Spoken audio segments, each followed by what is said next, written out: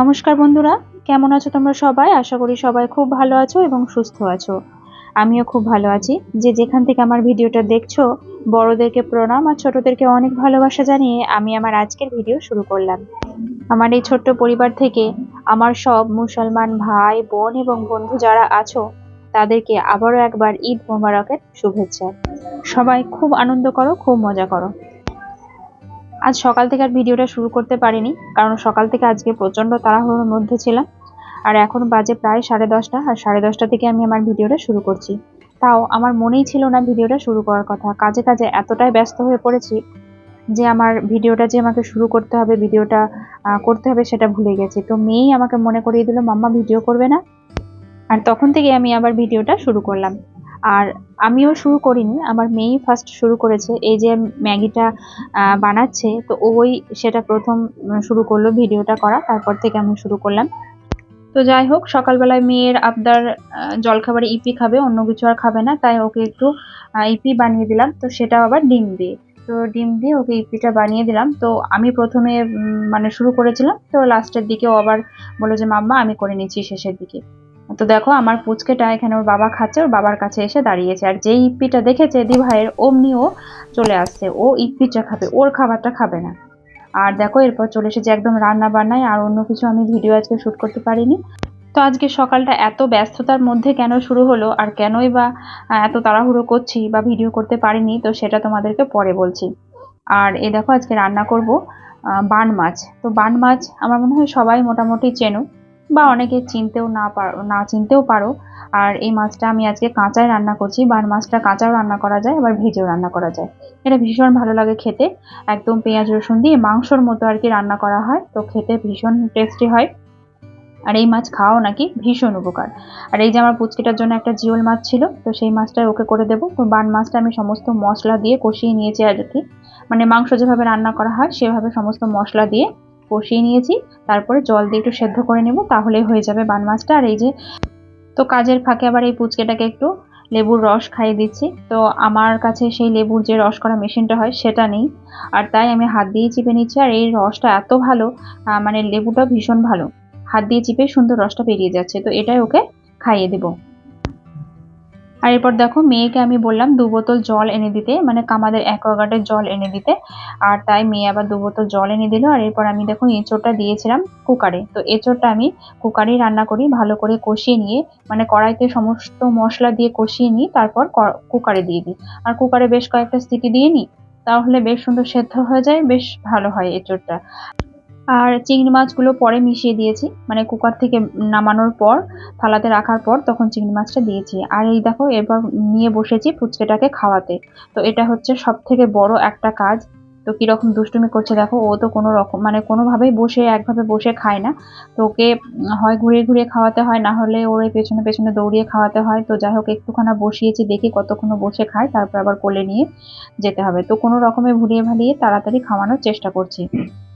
বন্ধুরা, তোমরা যারা এখন আমাকে দেখছো বা আমার পরিবারে এসেছো, তাদের কাছে আমার অনুরোধ, তোমাদের যদি আমার এই ছোট্ট পরিবারটাকে সাবস্ক্রাইব করা না থাকে, অবশ্যই কিন্তু সাবস্ক্রাইব করে পাশে থাকা অল বেল বাটনটা প্রেস করে দিও। তাহলে আমি যখন যা ভিডিও দেব সেই ভিডিওর নোটিফিকেশন তোমাদের ফোনে চলে যাবে। আর একটা সুন্দর কমেন্ট করে জানিও যে আমাদের কেমন লাগলো, আমার এই পুচকে সোনা বাবাটাকে কেমন লাগলো, আমার এই ছোট্ট পরিবারটাকে কেমন লাগলো। আর একটা লাইক করতে কিন্তু ভুলে যেও না। আর যারা ফেসবুক পেজ থেকে দেখছো, তারা অবশ্যই আমার পেজটাকে ফলো করে একটা কমেন্ট করে জানিও যে কেমন লাগলো। তোমাদেরকে বললাম না, আজকে সকাল থেকে ভীষণ ব্যস্ততার মধ্যে ছিলাম। সকাল থেকে এতটুকু ভিডিও শুট করতে পারিনি, তোমাদের সঙ্গে কিছু শেয়ার করতে পারিনি। আর এমনকি আমি ভুলেও গিয়েছিলাম যে তাড়াতাড়ির কারণে আমি ভুলেও গেছিলাম। অনেক সময় হয় তাড়াতাড়ি সময় কাজ, মানে কোনো কিছু মনে থাকে না। তো এতটাই কাজে ব্যস্ত ছিলাম যে সমস্ত কিছু ভুলে গেছিলাম। তো কেন তাড়াতাড়ি মানে ব্যস্ত ছিলাম সেটা এখন বলি।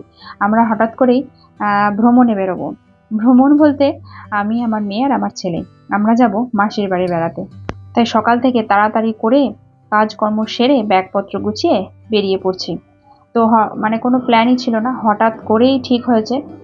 সকালবেলাতেই ঠিক করেছি বেরোবো।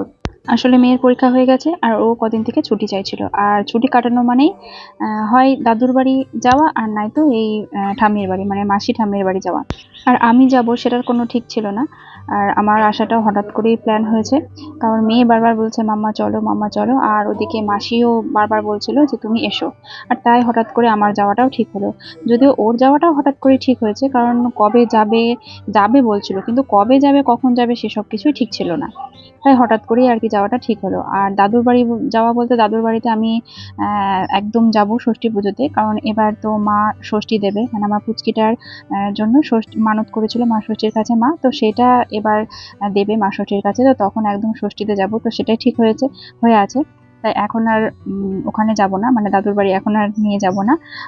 আর তাই হঠাৎ করে ঠিক করে ফেললাম যে চলো তাহলে ঠামির বাড়ি থেকে তোমাকে ঘুরিয়ে নিয়ে আসি। আর তাই চলে আসলাম। তো ওর বাবা যাবে না, আমি আর মেয়েই যাব পুচকেটাকে নিয়ে। আর কালকের দিনটা থাকবো, আবার পরশুদিন চলে আসবো। তো দেখো আমরা বাস স্ট্যান্ডে চলে এসেছি। আর এরপর দেখো আমরা মাসির বাড়ি চলেও এসেছি। এখানে বাস থেকে নামলাম, আর ওই যে মাসি আর আমার ননদ দাঁড়িয়ে আছে, মানে ওর নাম হচ্ছে পূজা, দুজনে দাঁড়িয়ে আছে।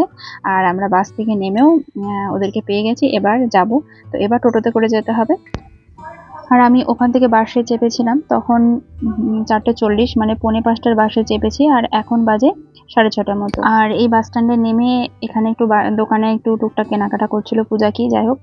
আর এখানে দেখো একটু অন্ধকার হয়ে এসেছে, কারণ 6:30 বেজে গেছে, একটু অন্ধকার তো হবে। আর এরপর দেখো টোটো করে যাচ্ছি। আর এই জায়গাটা খুব সুন্দর, একটু গ্রাম, কিন্তু আমার ভীষণ ভালো লাগে জায়গাটা। বেশ চারিদিকে শুধু সবুজ আর সবুজ, খুব ভালো লাগে।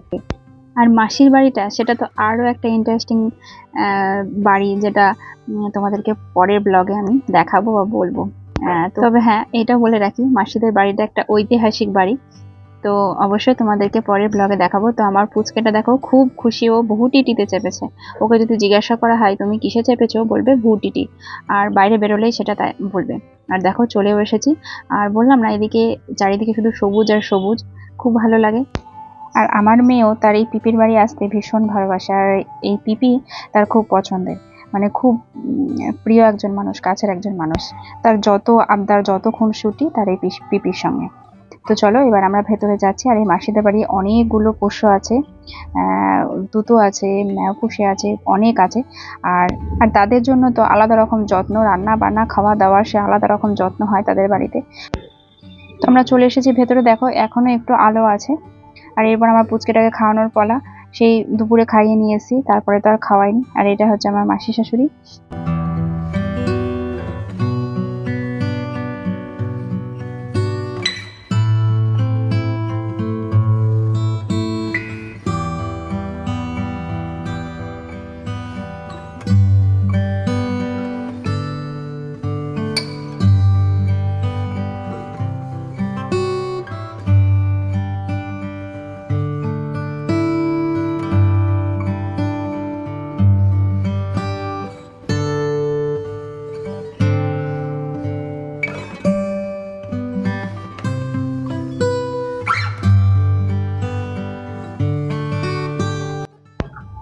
এই দেখো, মেয়ে তো ভীষণ খুশি, কারণ একটা সে সুন্দর গিফট পেয়েছে। আর সে আরো খুশি হয়েছে কেন জানো? কারণ তার আর তার পিপির ড্রেস দুটো একই হয়েছে, তাই সে আরো খুশি হয়েছে।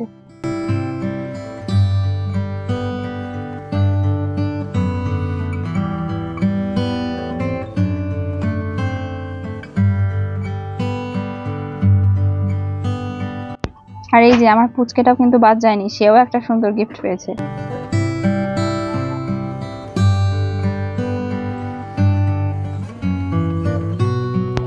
আর এখানে দেখো পাশেই একটা মন্দিরে শিব পুজো হয়েছে, আর সেখানে সব ভক্ত হয়েছে। আর আমার মেয়ে তার পিপির সামনে গিয়েছিল দেখতে, আর এগুলোকে বলছে হাজরা। তো আমি এর আগে কোনোদিন এটা শুনিনি, কিন্তু জানি এরকম ভক্ত হয়, তারপরে নাচ হয়, ধনুচি নাচ হয়, মানে অনেক রকম অনেক কিছু হয়, সবকিছু জানি কিন্তু দেখিনি কোনোদিনও চোখে। আর এই যে দেখো, এখানে ওরা একটু ভিডিও করে নিয়ে এসেছে, সমস্ত ভক্তরা শুয়ে এখানে নানান ভঙ্গিতে নৃত্য হচ্ছে। তো আমি এগুলো কোনোদিনও দেখিনি। আর এগুলোকে বলছে নাকি হাজরা।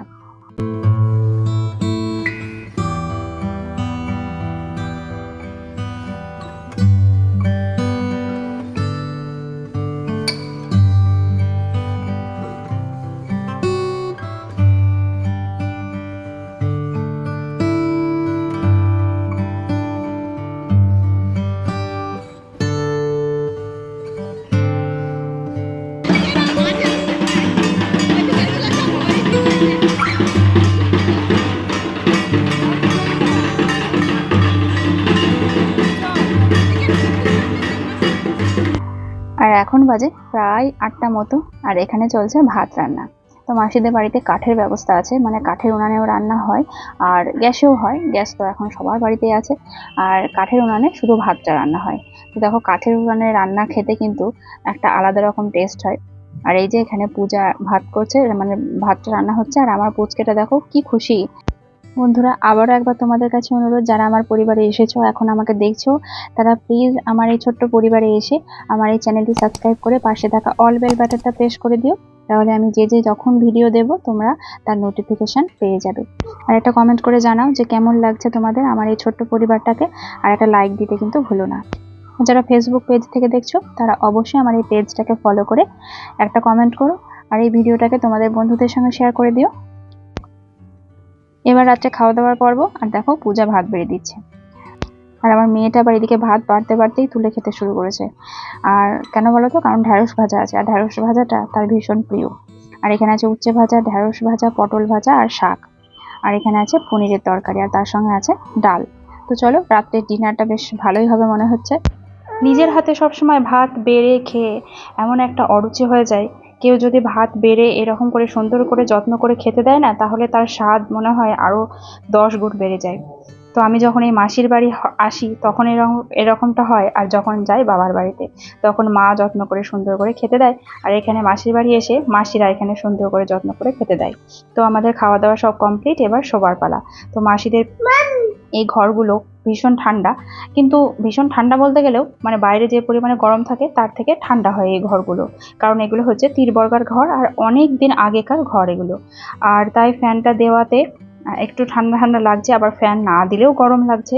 আর আমার পুচকেটা তো একটু বেশিই ঘামে, তাই ফ্যানটা দিতেই হচ্ছে। তো দেখো, ওপরে তার জন্য একটা কাপড় দিয়ে দিয়েছি, আর গায়ে চাদরও নিয়েছি একটা পাতলা। আর এরপর দেখো ঘুমোবো, তো আমার ছেলের চোখে ঘুম কোথায়, বাড়িতে এতক্ষণ ঘুমিয়ে যায়, এখন বাজে 11টা, বাড়িতে এতক্ষণ প্রায় ঘুমিয়ে যায়, কিন্তু এখনো ওর চোখে ঘুম নেই। তো চলো দেখি ও কতক্ষণে ঘুমোয়। আজকের মতো তাহলে ভিডিওটা এখানেই শেষ করছি। সবাই ভালো থাকবে, সুস্থ থাকবে, আগামীকাল দেখা হবে আবার একটা সুন্দর নতুন ভিডিওতে।